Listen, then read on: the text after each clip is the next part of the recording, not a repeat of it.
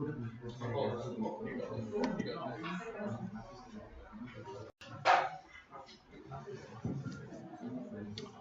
good afternoon. I am Guido Meyer, and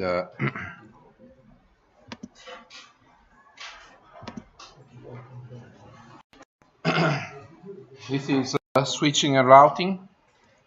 It's um,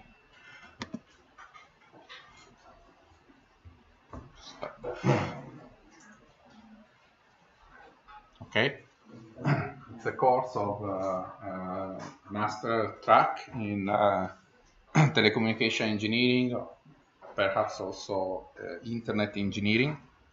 There's 5 credits should be attended at the first year of the master, and so welcome everybody.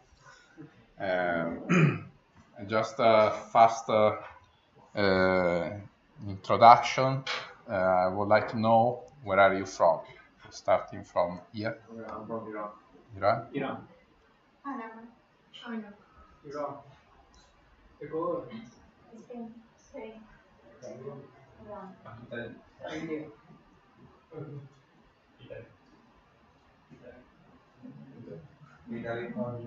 Italy. Turkey. Then? Italy? Iran? Okay.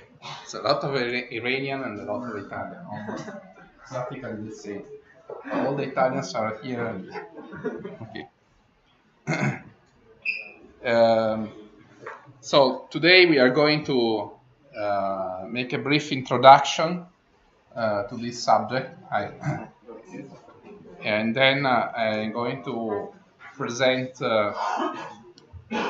this course. So we are reviewing topics and methods of evaluation, timetable, and so on and so forth. So this course is about switching and routing. So I'm going to explain you in a very simple way, maybe simplistic for somebody familiar, but what is switching, what is routing. So we can use say parallel environment, a parallel topic, and a metaphoric topic, and start to consider another completely different kind of network, which is the highway system. The highway system is a network to transport people, actually. And if you look at a map here, you can identify the highways. Of course, highways are composed of highway sections. Highway sections have intersections where you can change the highway you are traveling if you want to reach a destination. You have input-output junctions that are connections of the highway system to the rest of the streets, local streets, cities, and so on. And even service areas may be relevant in this metaphor. So this is easy to understand, very clear to everybody. Let us look at the networks that we are interested in, the networks that are transporting data and not people. But you can see that things here are quite similar. Okay, if you look at telecommunication network that actually nowadays is mainly a computer network for transferring digital information, digital data. You can recognize the sections, equivalent of the highway sections, and they are the transmission links. You have intersections that are the switching nodes. You have the terminal equipment. You may think a bit about it as the equivalent of input-output junctions. And even the rest areas may be similar to, for example, the line, so-called line devices, like amplifiers that are in the middle of a link, improve the signal, but do not add or drop traffic necessary. So this is the parallelism. Now let's dive into the electronic world. A quick overview. What we mean by links or transmission systems. They are of different kinds. You have two broad categories. One is given by the guided wave systems, where information is carried by electromagnetic signals that propagates into fixed media systems, like for example optical fibers, like twisted pairs in the telephone network, like coaxial cables, or even like the system, or more fancy systems, like for example the power line of electrical wires that can be used also to convey signals to transmit digital information. Then there is the other category of the wireless links. Here the radio signals are propagated, so you don't have to lay down a specific transmission medium. You have satellite communication, mobile networks, and Wi-Fi. Wi-Fi also is the local version of the mobile network system, and also TV areas and so on. Okay, so these are the communication links or transmission links.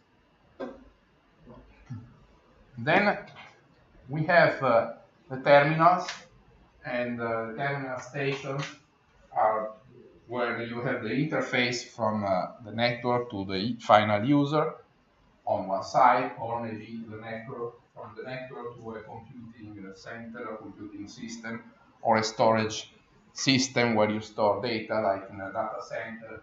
And so you have all the kind of terminals, like mobile, smartphones, tablets, fixed top PCs, workstations, the telephone itself, and the server equipment on the other side. So these are the terminals. And then finally we go to the most interesting part of this system for us, which is the intersection. Switching is carried out in the switching nodes, and the switching nodes plays the function of steering information from one input to another, to a specific output.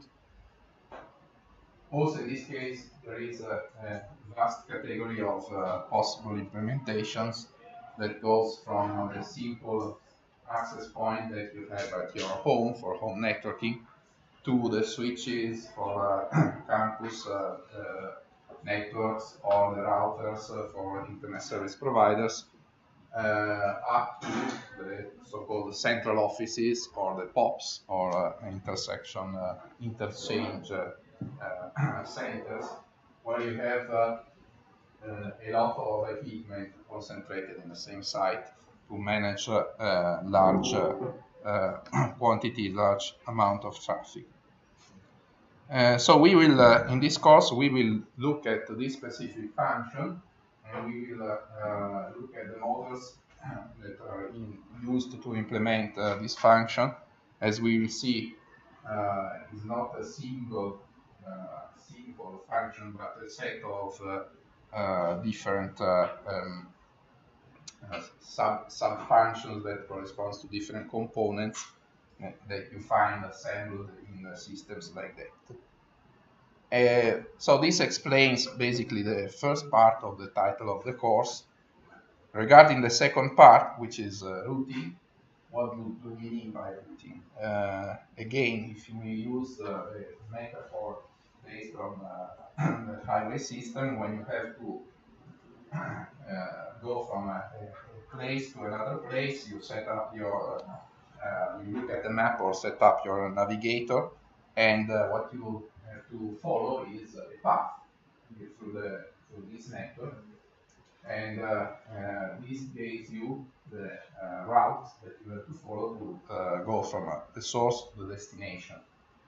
Actually, routing is not only the path, so finding the path in the network, but also each time you cross an intersection, there is a routing function that is required. So the function that takes the information as the input of this intersection and decides what is the output to follow to send this information. And so actually routing is the combination of finding the route and steering the information at each intersection node, which is carried out by the switching equipment, of course. Okay? So in this course, we will not deal so much with finding the path. This is covered by other courses, and you find a lot of information also in the introductory courses about networking that you may have, you're supposed to have attended in your undergraduate studies. The responsibility for finding the path is actually again performed by assigned to the routers, but it's a distributed function. Okay? You need a cooperation of many different objects or many different equipment to find the path. Instead, we will focus more on the routing function that takes place inside the router. So, what is required in order to steer traffic in an appropriate way once you have decided what is the route that the traffic will take. So, just to summarize, this course will focus on routing functions performed at the switching nodes, how to implement actions that allow a node to understand which is the output port that should be used to send the information that is received. And then we will look at switching node architecture. So how to build and configure effective switching nodes for different type of traffic, how we can implement, evaluate and improve the performance, and how we can minimize complexity and the cost. We will focus on the logical aspects. So you don't expect that in this course we will deal with electronics, which is not the case. We will more deal with different algorithms that are possible to implement inside the switching nodes. So just to open this topic, let me give you a brief glance to the history of switching, actually a possible history of switching. In my view, then you can find other versions that are surely even better. What do we mean by switching? This the operation can be defined in a very theoretical terms. Switching is actually a transformation that is operated from an input multiplexing space to an output multiplexing space. Why we have these two spaces, input and output? Because in any switching equipment, you can always identify a set of inputs in left and a set of outputs, even if maybe they are not visible in a physical way, but you can always draw the switching equipment with the input on one side and the output on the other side. And then, so you can define these two spaces. Why we are talking about space? Because you can, if you think about a geometrical representation where you have a Cartesian set of axes, this allows you to identify a specific input channel, okay, a specific, let's say, quantum of the input capacity where you receive the information. Okay. And then the same is holds for the output. Okay. It's a transformation because the switching operation is in practice consists in taking the information that is coming to a specific input that is identified in the input space and send it or forward it to a specific position in the output space. Usually, this transformation is created by setting up a univocal correspondence between the input and the output space. It means that if you have a point, a specific point in the input space, this will be connected to a specific point in the output space. Okay? However, this is not generally true. For example, if you think about a switch that also performs the broadcast or multicast operation, means that you receive something from an input channel and you send copies of the same content to more output channels, then this, this view corresponds to having a point in the input space that is connected to multiple points in the output space. Okay? However, this complicates things, so we usually refer to this example where you have a biunivocal correspondence.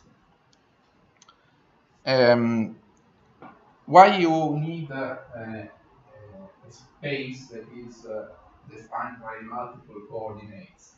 Because it depends on how, which kind of technology is used to identify a specific input channel. And in the modern communication networks, a specific input channel can be identified by exploiting several multiplexing domains of the transmission links. And each time you add the multiplexing domain, this can be represented in this representation as an extra axis that you add. So you have an hyperspace at the input and hyperspace at the output, and the number of dimensions that you have input and output corresponds to the number of multiplexing domains that are exploited in order to identify a specific channel in the transmission system. And of course, you may have also different number of dimensions from input to output according to the technology implementation. So a switching, a switch is a network element that is able to perform, to implement this operation, this transformation, and the complexity of the machine that you are used that you have to use is strictly related to the complexity of the multiplexing space. So if you once you start adding more multiplexing domains, the system becomes to be more and more complicated. So this explanation is very theoretical. In fact, now you can. I suppose that you have not understood exactly everywhere. So it's useful to, in order to understand this concept, it's useful to provide you with some examples that allows you to understand what is about in practice. And in order to do this, this is the reason why I start with this very quick historical perspective. The need of the switching function starts with the telephone network.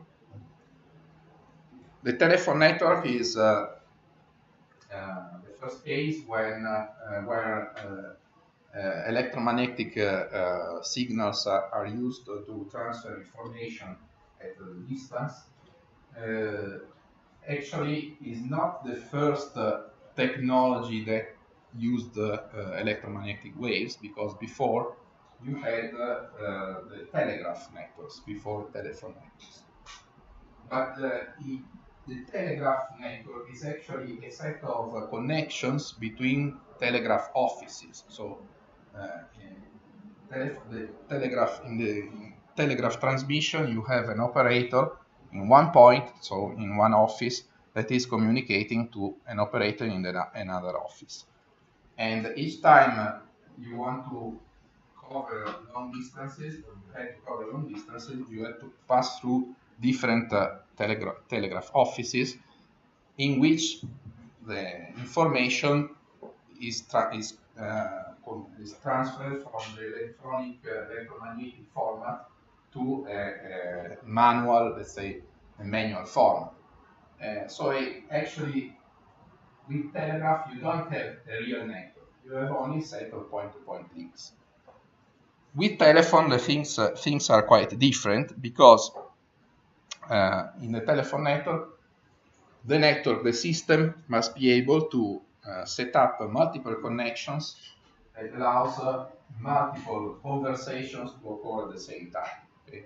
And the conversations requires that the signal remains in the electronic form from the source to the destination. So as you maybe you know, telephone was invented by Antonio Meucci. There was a long competition between Meucci and Bell, because Meucci invented the telephone but failed to patent this invention. So for many years the credits went to Bell, but then it was recognized that the first inventor was Meucci. But Meucci mainly focused on the communication between two equipment, to the receiver and the destination, source. So again, the point-to-point concept. The technology was improved with some introduction of the carbon microphone, for example, that improved the effectiveness of these devices. But if Meucci is the inventor of the telephone, we have to credit Alexander Graham Bell for having invented the telephone networks, because it was only with Bell that this idea was brought to a commercial application, and this was very successful, so that immediately there was the need to allow the simultaneous access to this service to a lot of persons that are communicating at the same time. So this requires building of a structure that is able to, infrastructure that is able to carry information, and for this the Bell Telephone Company was founded in 1877. Later it became the AT&T that is still existing. So why the telephone network is important for the switching point of view? Because, as we said, you have a plurality of users that are connected by the network at the same time. And so the network must support multiple conversations, which must be independent each other. Okay, so they must not interfere.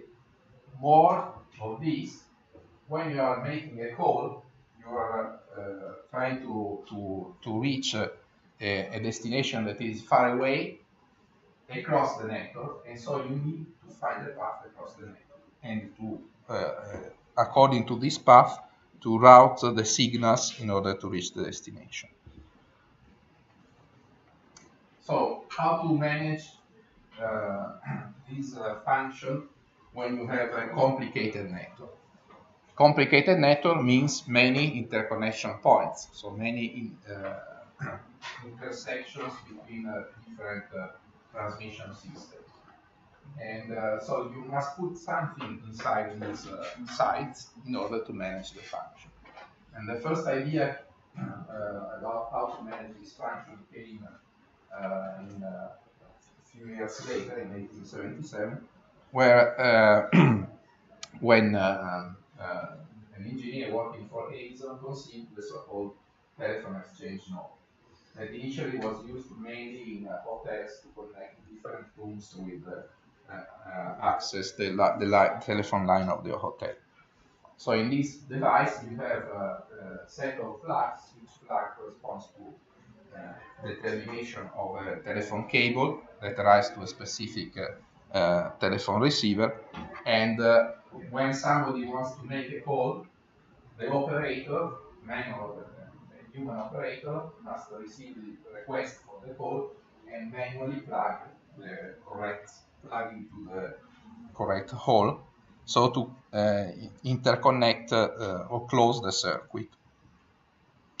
And this idea was immediately deployed massively in large intersection centers when you have these manual operators who perform these functions when they receive the request from the users to be connected to a specific telephone number.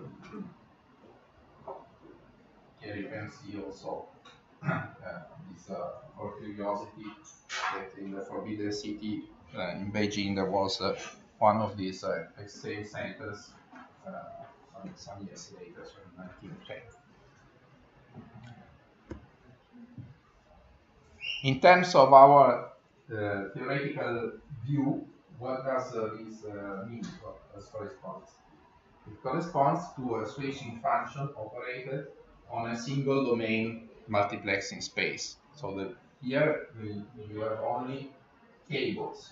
Each cable is connected, is corresponding to a specific telephone, a specific user, and the functions that were manually performed in these centers was exactly to connect an input cable to a specific output cable. So if you think about our transformation, this was a transformation of a single domain input space on a single domain output space.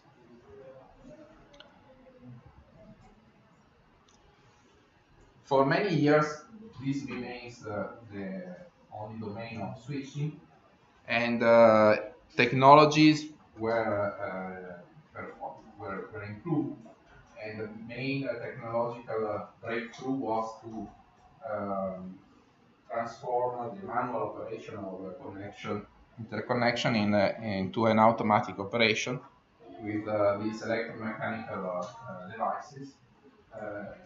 These devices performed exactly the same thing, but the difference was that the information about the destination was contained into the number that was dialed. So when you were dialing a number in a specific source telephone equipment to reach a specific destination user, this number corresponds to all the instructions that should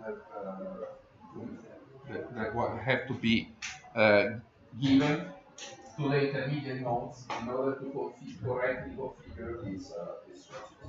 So we were sure that the final user could be reached. This was an advantage because, of course, when you transforming something made manually with something performed automatically, you decrease the probability of errors and also other things. And by curiosity, this was an invention of Stroger, who was not an engineer, but it was an undertaker. So the guys who are taking the dead bodies into the cemetery. And he invented this machine because he was in a small American city, and there was one of his competitors in the same city who was the husband of one of the ladies in the switching center. So each time somebody died, the lady always called her husband and not Mr. Stroger. So he invented this to protect his business, but it was a successful invention. However, this does not mean that you are increasing the number of domains in multiplexing, because this is all spatial switching, so spatial domain switching. The other breakthrough came with digital electronics. So in the 70s, all the communication starts to be performed using electronic systems, and in particular, in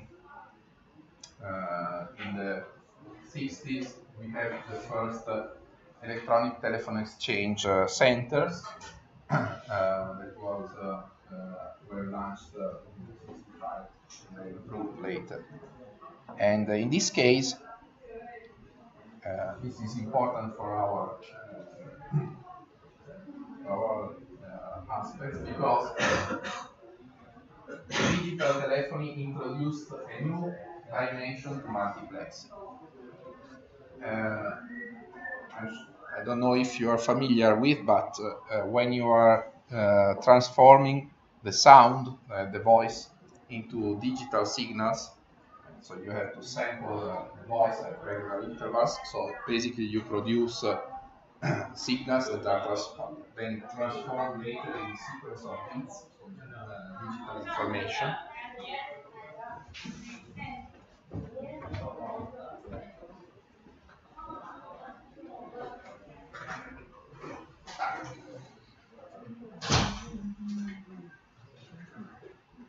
And once you have this digital information, then you can use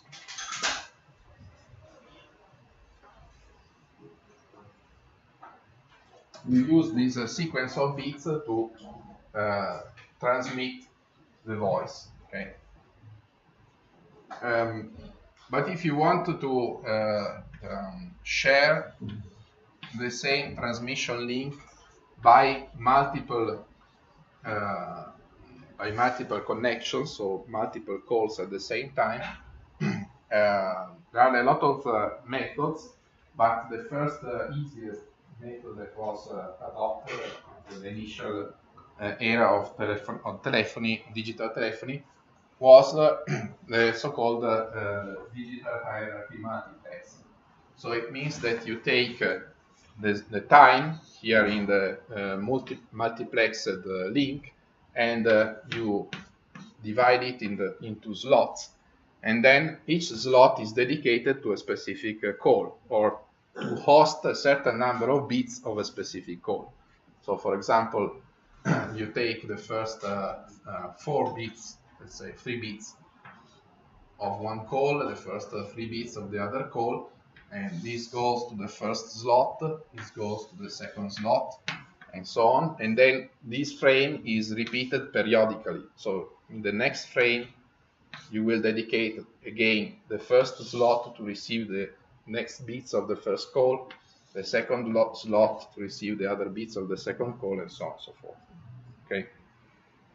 So this is the digital hierarchy multiplexing. The first systems were called EDH, isochronous digital hierarchy. Then came SDH, that was more evolved. But what is important is that now you are using time as a multiplexing domain, beside using, of course, space again, because then all these signals are propagating into a specific cable. So now the multiplexing domain that you are using as an input and output has 2 dimensions, time and space, and so this means that you must provide inside the switch device, the switching device, you must provide the technology that is able to switch in space and also in time. Space switching is usually implemented by electronics, so using matrices of digital devices, while the switching in time can be implemented by using memories. Okay, so you in order to if you want to switch from one time slot to another time slot, then you need to buffer, temporarily memorize the sequence of bits, and then so write them in a certain order and read them in a different order. Okay. And also, of course, both these devices, or both these modules, are easily implementable when you have digital technology.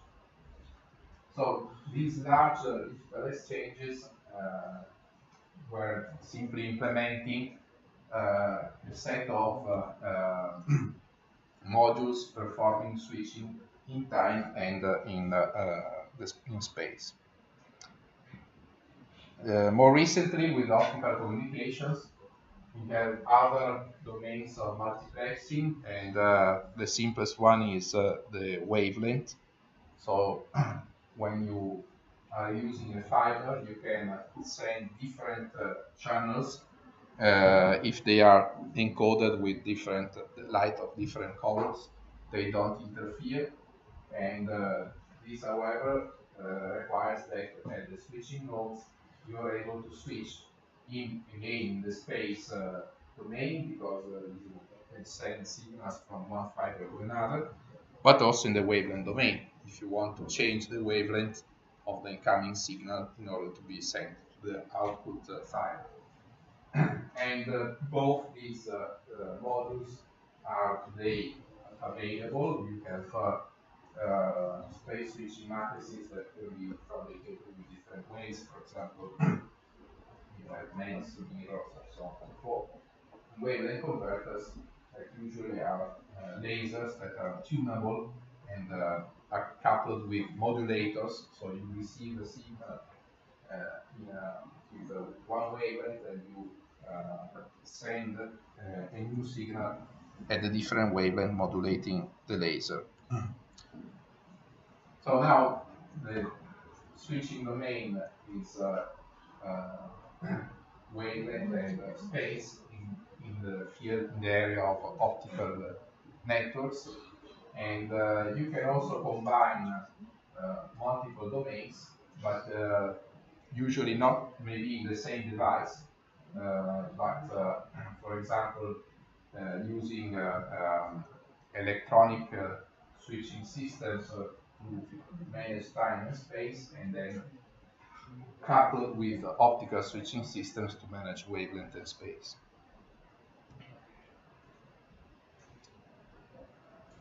However, we have to take into account that there is also another important evolution that is not related to the multiplexing domain, but to the transport mode, so how information is transferred through the network. The original all the networks that were dedicated to different services like telephone network and telegraph, and also the TV, were based on circuit switching. And in circuit switching, there is actually a connection that is dedicated to a specific conversation through the network. But then with computer networks, the new paradigm of packet switching came to play, and today almost everything in internet is carried out with using packet switching. What is the difference between these two transfer modes? So in circuit switching, network resources are allocated in a permanent way to a specific connection. It means that when you want to set up a connection, first you must find a path through the network, and you must create a set of resources that are dedicated to the specific connections. And so you have a setup phase. Only when this circuit is created through the network, you can send data, so you have the transfer phase, and then the circuit is released when the connection is over.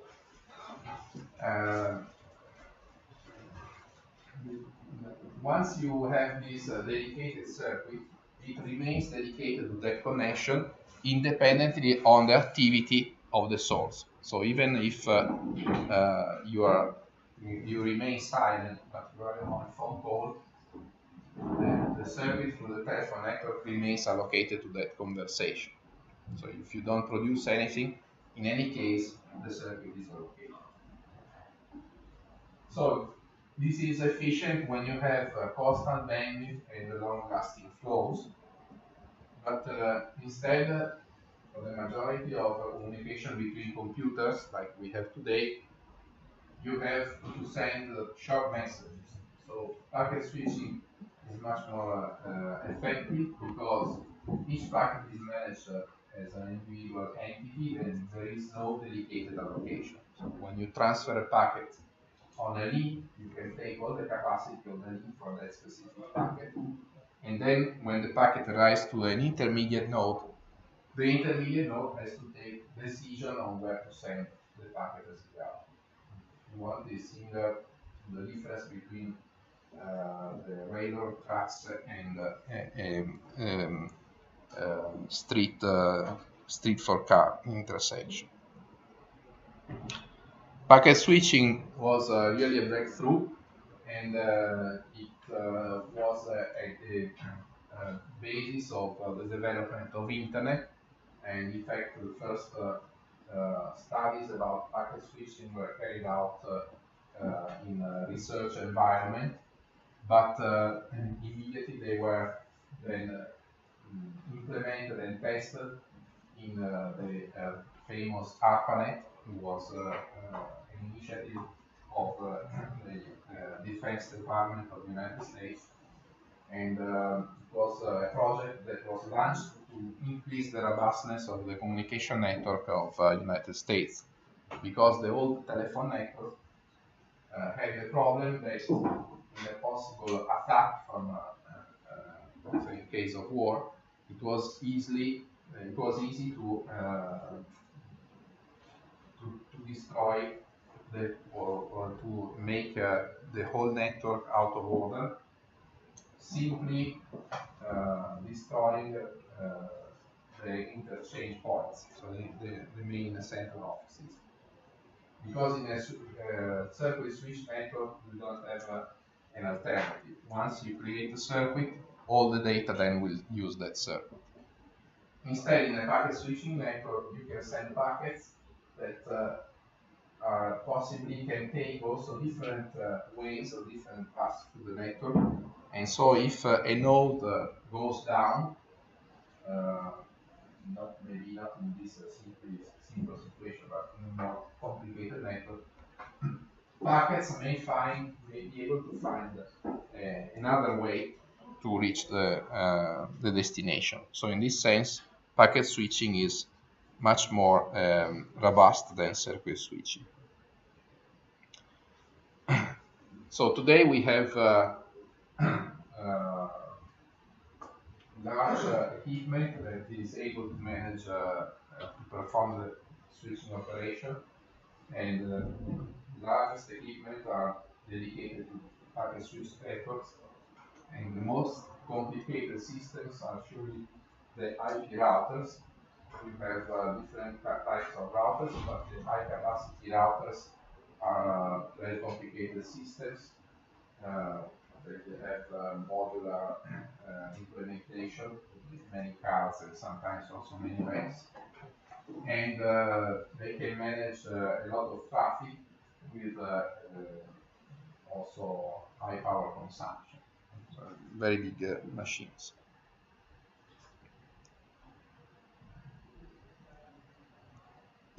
Meanwhile, we have also to mention the fact that there was a lot of evolution in the transmission technologies, and for example, Ethernet that was invented as originally as a technology for local area networks, then expanded its perspective, especially with interfaces that are always increasing in terms of capacity. So today we have 100 gigabit internet interfaces already standardized, and we are going towards the terabit per second interface. And this is a very successful technology, not only because of this evolution in terms of speed, but also thanks to the standardization. In fact, if you think of a laptop, and you are traveling in the world with your laptop, and if you are in a country with a different electrical system in your country, you always have to take with you or to buy on a place the adapters. Okay? Otherwise, you cannot recharge your computer after a while. But instead, if you want to connect to the internet, you don't have to take with you any adapter, because all over the world, the Ethernet interconnection is all the same, both in its, let's say, fixed wire or wired version, or in the Wi-Fi, which is the wireless version of Ethernet. So the systems today, the switching system today, very frequently they have Ethernet as communication interfaces, because this is what is required in order to interconnect the systems to the rest of the network. And there is also this joke that shows on this guy that thinks that so much can go through this interface, which is the usual Ethernet plug. Everything goes through that. So this is the brief historical perspective. Today, what are the main challenges that we have to face when we want to design switching equipment? First of all, we have to think about the expansion of the network system as a whole, that really exploded in terms of, for example, number of users. These are data in 2010, and you can see that already there was a sharp increase in the number of users, reaching 2 billion in that year. But today we are far above this point, these records. The internet users are estimated to be around 3.5 billion, and what is also very important is the dramatic increase as a number of wireless interfaces, more specifically smartphones. Smartphone subscription has increased a lot, and it's expected that it will increase much more. So will overcome the number of mobile PCs, tablets, and other kind of devices. And since we have this new revolution that everything goes must be accessible by the mobile, so in a mobility way. In terms of the network that stands behind this, or the so-called the backbone network, this backbone network has to support both all the services that are delivered by the fixed traditional way, and services that are delivered through the mobile network system. So there will be an integration that is expected to be say complete with the 5G, that is the new generation of mobile systems. We are currently with LTE, is a 4G technology, so we are expecting the 5G. And everything will be integrated on the same backbone network, and in particular, in order to achieve a higher capacity for the mobile network, so you can have services like video transmitted on your mobile phone, on your smartphone. The number of base stations, the place where you put the antennas of the mobile system, will increase, because in this way the same bandwidth that is limited in terms of radio bandwidth, once you have more base stations, the same bandwidth is shared by less users, because the number of stations increase, each user, the number of users per station tends to increase. This allows to receive and send data at higher speed with the smartphones. For example, also 1 gigabit per second in some cases is expected. But it requires to make the backbone network more complicated, because all these antennas, all these base stations must be connected to each other and connected to the rest of the network. So we need a more complicated backbone network. which means more complicated switching systems. Also, the content in terms of information is dramatically increasing. So not only you have to increase the topology of the network, but also you, for each traffic relation, you have to increase the capacity. For example, video is the dominating application that is always evolving in terms of quality. So you have the HDTV that is already overcome by the 4K and so on.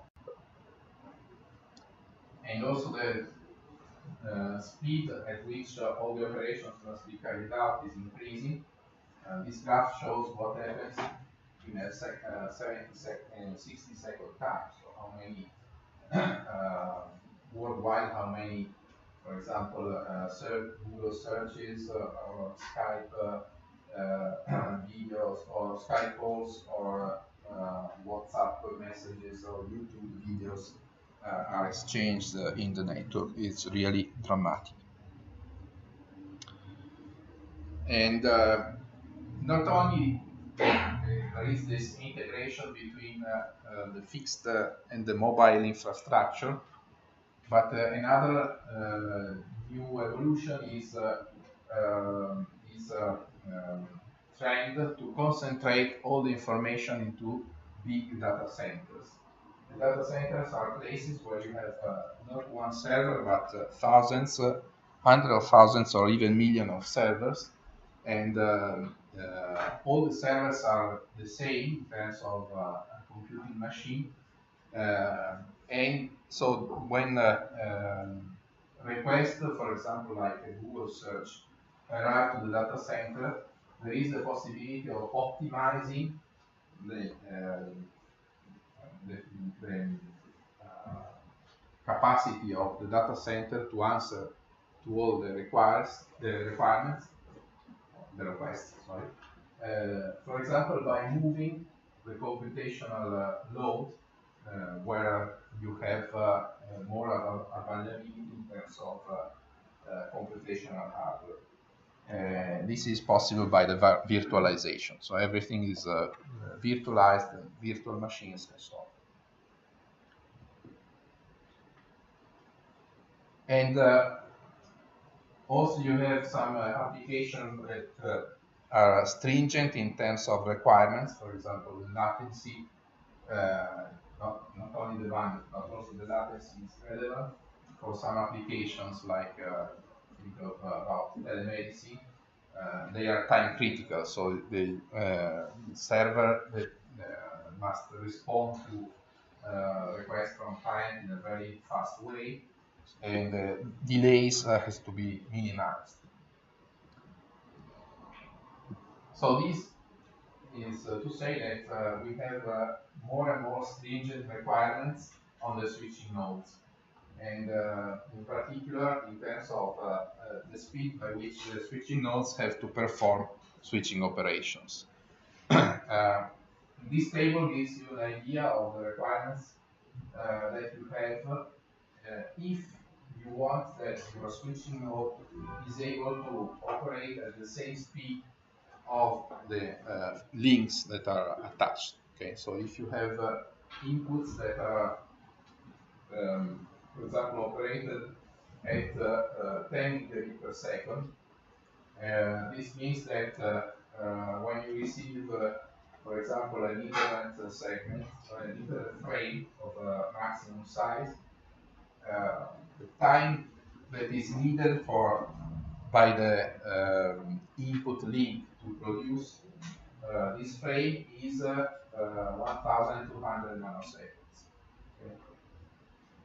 If you want that your switching system operates at the same time without introducing extra delays, then it has exactly this time to process the target, which is already speed. But then if you think to increase the capacity of the links, for example, operating at 100 gigabits per second, this means 120 nanoseconds. So in 120 nanoseconds, the switch must be able to do to perform all the operations that we will do. We will explain in the rest of the course, which is very demanding.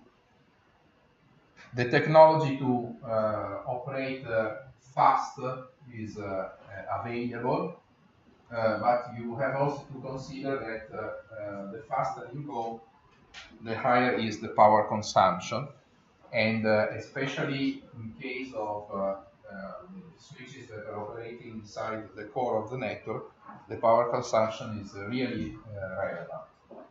And there is a study that shows that it's already out of date, but similar studies have appeared more recently, that if you think about the access rate of 1 megabit per second guaranteed to all the persons, all the inhabitants of the Earth, this will require 5% of the electricity supply. So if you consider an increase of 10 megabit per second of the access rate, which is not so much, but fair, say, this means would mean 50% of all the electricity supply dedicated only to the network. Of course, this is not really sustainable. So, in fact, also the systems that I showed you in the picture before, which are already a bit old, but not so old, they consume a lot of power. For example, the CSR by Cisco, which is one of the most popular routers, consume 1 megawatt of power consumption just for the equipment, and another megawatt for the cooling system. You always need the cooling system because otherwise everything fries in a minute. There is not only the question of energy, but also the question of the cost, because today the cost is very important for the network operators, so the companies that have to buy and manage the systems, so the switching systems. Much of the value of the internet value chain goes to the so-called over-the-top, so the ones that provide the applications like YouTube, Google, and so on and so forth. These are very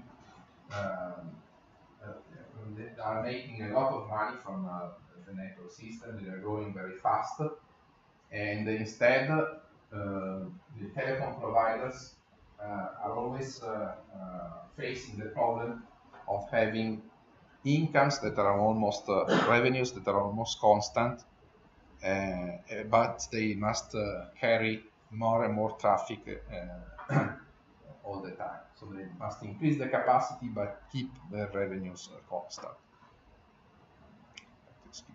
So what is the solution? With the current systems that are relying on traditional technology, there is not so much to do, because if you want to increase the capacity, you are increasing the cost. So people try to find some alternative way to build switching systems so that they can be less expensive and more efficient. And one of the breakthrough technologies that was introduced in some years ago, that we are going to also look in this course, is SDN. Okay, SDN means software-defined networking. What is the basic concept, commercial, let's say commercial side concept of SDN? The systems that I showed are usually sold by the vendors, system vendors, to the operators as a closed box. So they sell all the hardware, and with the hardware also the software that is used to implement the various functions.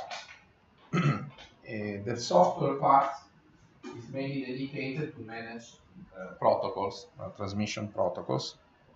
When you are considering very basic implementation of these systems, the number of protocols to be implemented is quite limited.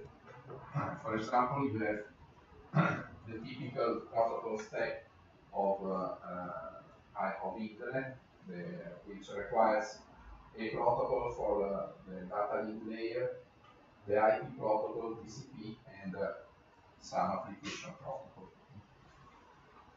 But with the evolution of networking, many other protocols appear. So today, top 9 systems have to implement tens or even hundreds of different protocols. So the software part is really very cumbersome and also very expensive. So when an operator buys an equipment of this type from a vendor, he is also buying the software subscription to have software maintenance, so updates, and so on and so forth. And the result is a very high expenses, not only at the beginning, so in terms of the so-called capex when you have to buy the thing, but also for the maintenance that is called OPEX. And then you consider an additional OPEX due to power consumption. So the software-defined networking approach proposes a different model. Instead of having a vertically integrated equipment with specialized hardware, specialized control plane, and specialized software, the idea was to differentiate completely the providers of the hardware part from the providers of the software part. So the idea is to buy the hardware part from vendors that are specialized only in hardware, and they are producing generic switching chips that can be then modified according to what you want to implement. And then different protocols are implemented in the network applications that are used to make this hardware working as according to the needs of the operator. And these applications do not come from the same vendor that is selling the hardware. They can come from different sources. For example, an operator may be able to write its own applications or some small software houses may provide applications and so on. So the concept is quite similar to the concept of the App Store, where you can buy different apps from different sources. To do this, you need a unified control plane. A control plane that is shared by that can be used by different producers of the net applications, and that is also open in terms of interface. So it must have an open interface towards the applications. And since the vendor of the hardware is completely decoupled from the software, this control plane must have an open interface also towards the equipment. Okay. This is basically software-defined networking. We will see later then that this control plane has been implemented in terms of controllers that today are available in most cases also open source as open source software. And this open interface from the control plane towards the switching equipment today is available. At least there are many different alternatives, but the best known is called OpenFlow. So we will talk about OpenFlow. We will look at SDN, and you will perform a project or do a project at the end of the course that is consists in using SDN to develop an application.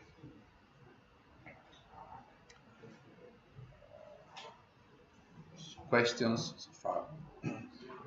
Yes. The data frame is constant, or it's also able to, we are also able to modify the previous. I mean the suite of the data plane, or This part, this is yes, it's called is what you call actually. The data plane is not exactly a single device. The data plane is the set of systems in the network that provides transfer of information. Okay. So when you are transferring a packet from a source to a destination, this packet is crossing links,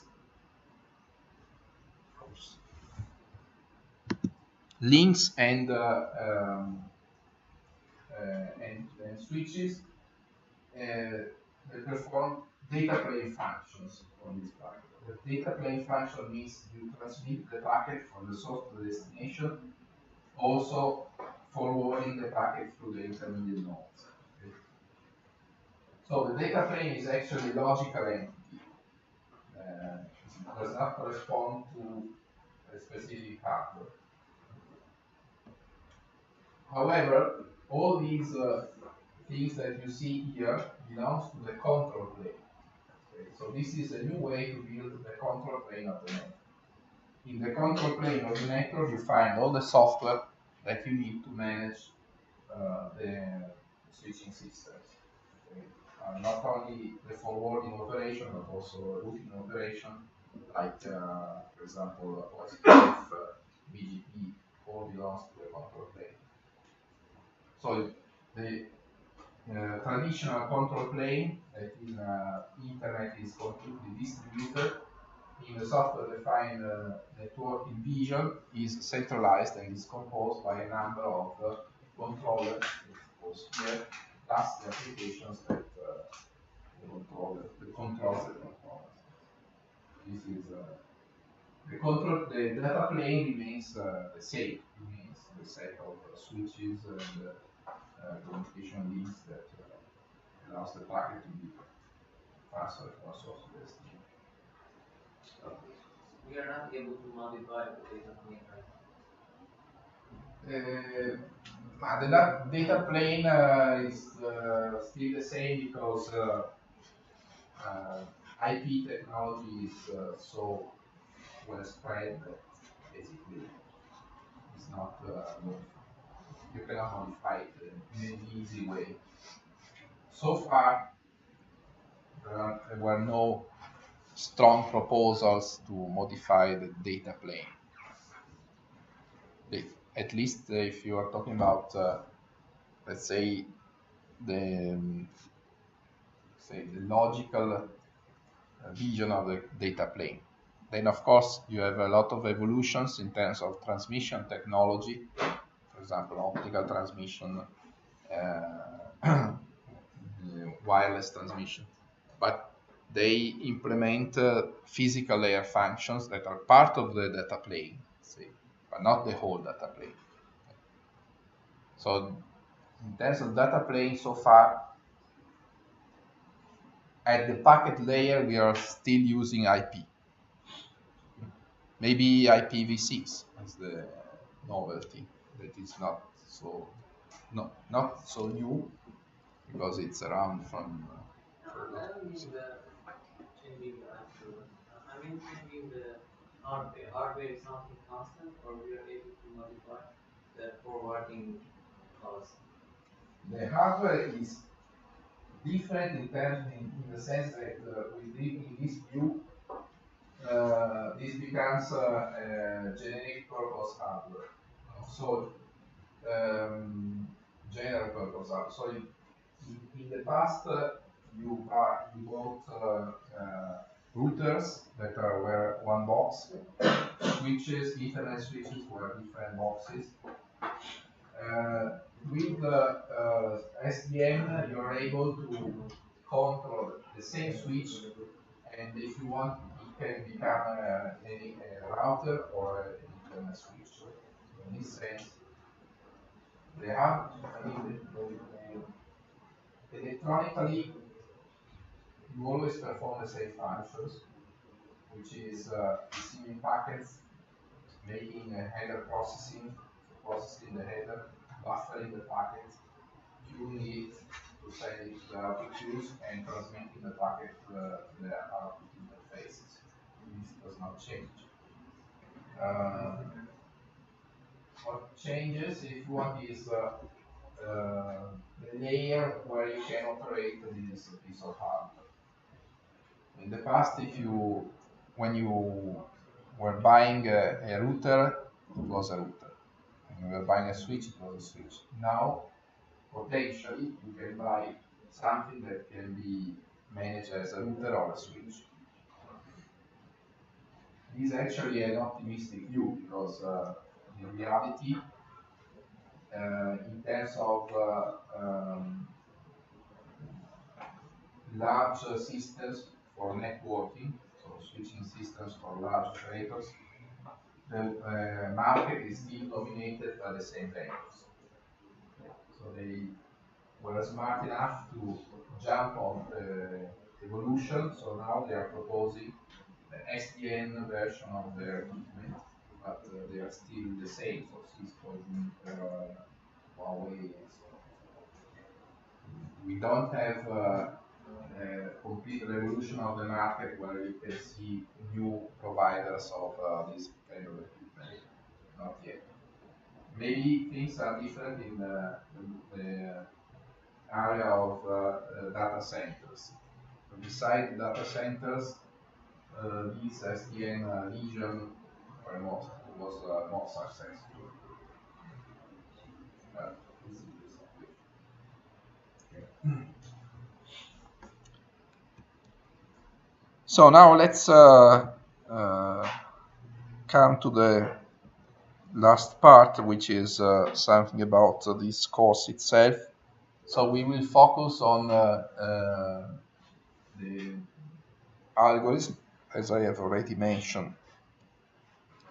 And this course also contains a part about switching theory, which is not very large in terms of percentage, but it's what the minimal you need to understand the most common interconnection architectures. And then there is the last part that will be dedicated to SDN in terms of project activity. So this will allow you to have an hands-on experience on these software tools. So we have approximately 26, we should have 26 hours of lecture, 20 hours of practice, and a certain number of hours that are called the laboratory in the official schedule, but they are actually project tutoring. In reality, we have less than 50 hours available until the end of the course, so it's not, it's quite a limited time because we must finish this year before Christmas, and there is also there are some breaks. There's 1 week for the intermediate tests, then some holidays and so on. So we have to stay in a limited number of hours. We will try to comply to this task. So the number of students up to now is 40, but registrations to the courses are still open, so I don't know what will be the final number. If you need extra time to ask questions immediately, I have an official office hours is on Thursday, but since it is not very much attended, so basically nobody comes. uh, I suggest kindly ask you to take an appointment by email. So if you send me an email, we can arrange meetings also outside these office hours if it is more convenient for both. Because otherwise I have to stay there for most of the time without receiving anybody. So we have the lessons today and on Friday. Uh, this is basically the timetable. And I would like to know if you have some overlappings with other courses. With laboratory. But we can choose the time. Okay. So it's not dramatic. But we have wireless communication on Friday morning and also RF in parallel system. So wireless communication and RF. Yes. And also distributed system. We share. How many of you have this problem?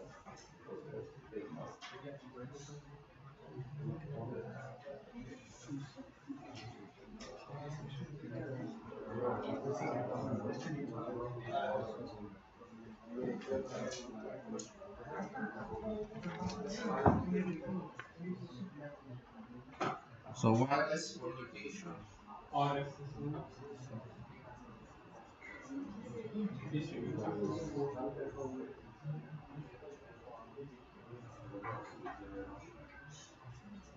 On Friday. The wireless is on Friday and RF.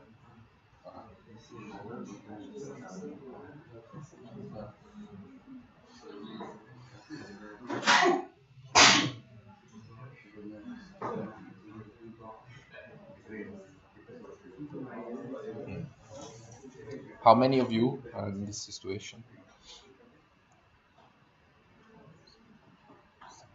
8.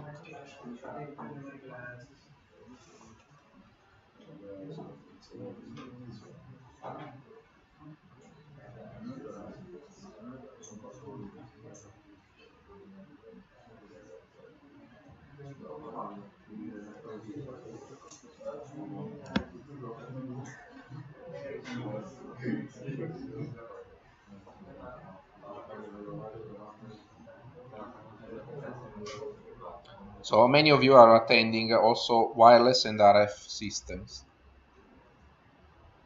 3.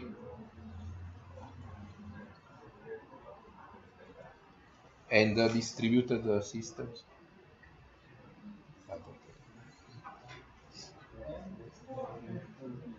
4.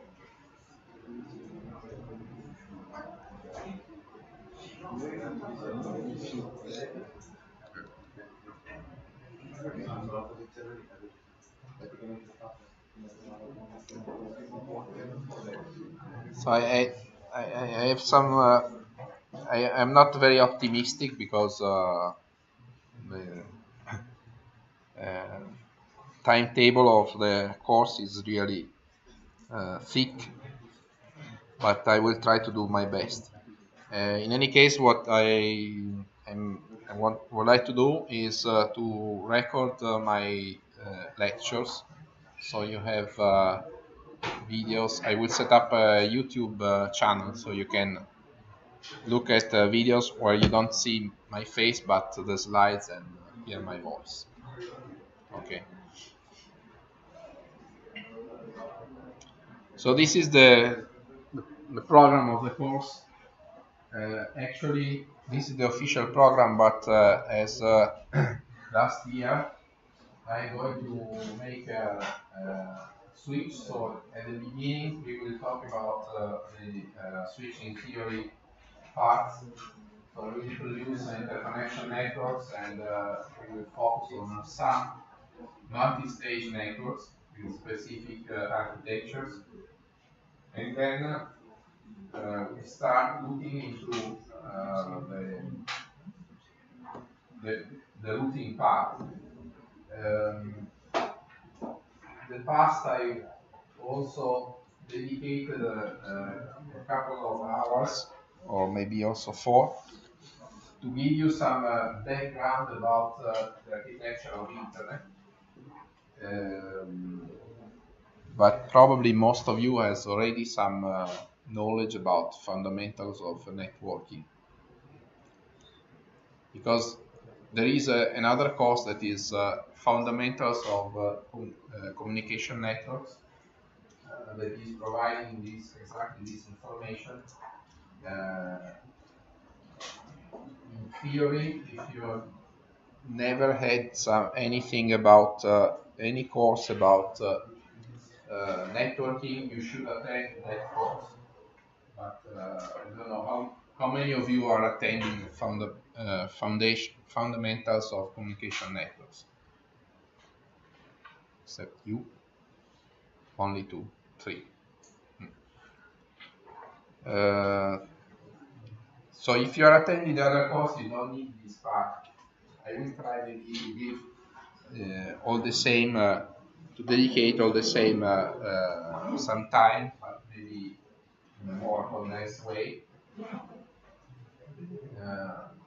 And the real concepts that we need for the rest of the course are related to the IP layer. So we are not dealing with other layers than the IP layer, but it's important to understand what happens when an IP packet arrives to the router, because here we see what happens internally, but you need to know also why some specific functions are performed, because otherwise it's meaningless. Then we will look into so this is the point number 2 about IP routing. So it's basically background knowledge. Then we will look into packet classification algorithm that allows to first we will look into the IP address looking algorithm that allows to perform the function of routing the IP packets. We looked into packet classification, and if we have time at the end of the course, I will also try to cover the scheduling part that is about how you can manage queuing systems into how can you arrange queuing systems into a router architecture. Last year I was not able to cover this part. We will see what happens this year. So, evaluation. In this course, you will have to pass an oral examination. That is basically a standard oral examination. That means you have to show that you learn the main concept of the course. It's very important to arrive to this exam only when you have covered the entire set of topics that are required.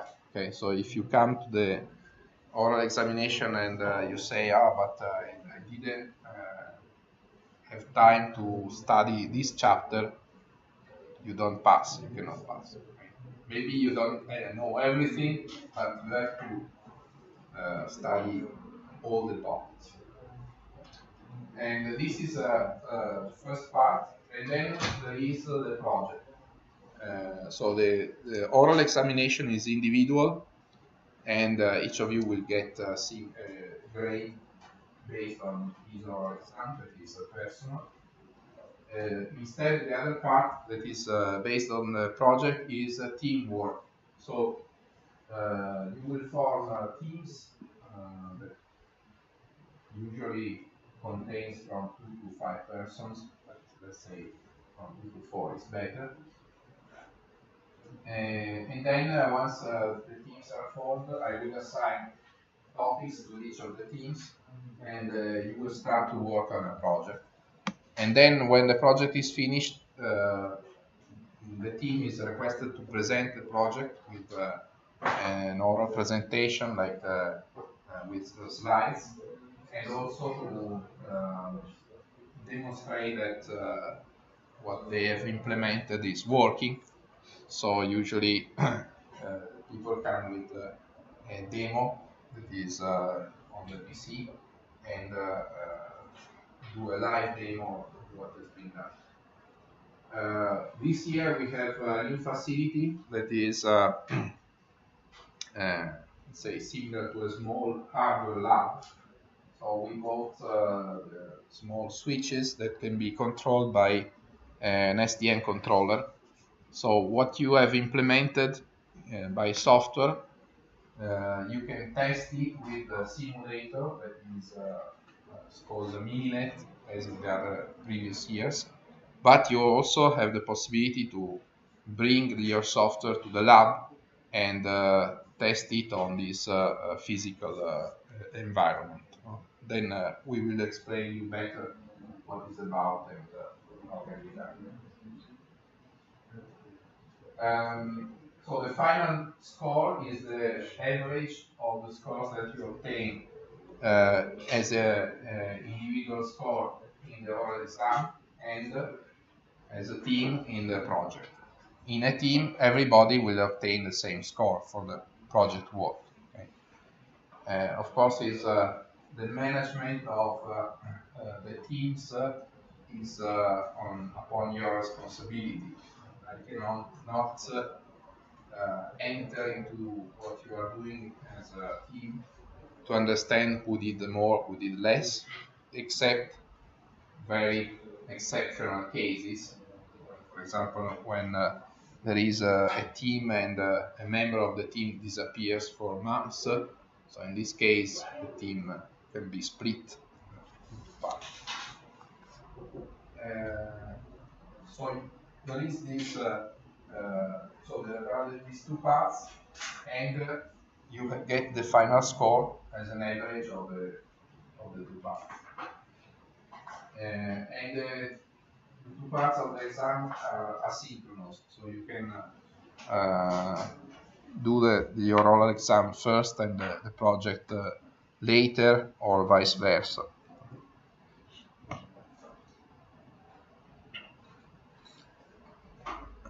So in terms of the material, I will provide you with some, of course, with the slides of the lessons, and also with some exercises that are more numerical examples of to better understand the algorithm that we will explain about IP address lookup and packet classification, and then other material about SDN and simulations. There are two books that can be used, the one for the algorithm and routing part, and the other one for the switching theory part. They are old, but the theory part doesn't change too much, and quite expensive, so you are not obliged to buy them. But I have two electronic versions that I will make available on a specific site that I will tell you, so you can download the electronic version. Also because these are very large books, but we only need specific chapters, you don't need to study everything. So the lessons are available on BIP, the BIP portal. You have the collection of the last years, so 2016, 2017. I will upload the versions of this year. I will try to upload them before the lessons, but I'm not guaranteed that I'm able to do it always.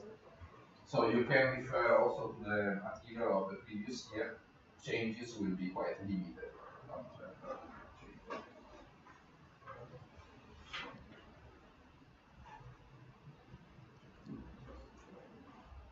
suggestion is to be interactive as possible during lessons.